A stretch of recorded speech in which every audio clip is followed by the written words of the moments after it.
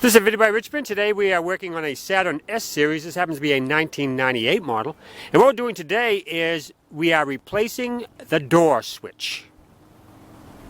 Now when you open up the door, you can see the switch is located right there.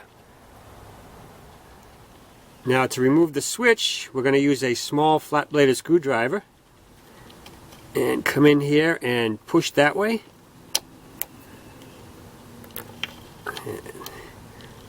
Okay, there's the switch. It's all out. Now we need to remove our electrical connector.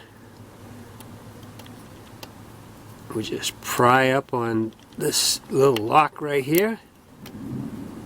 And there it is. Now we'll come in with our new switch. Snap it in place. And there it is.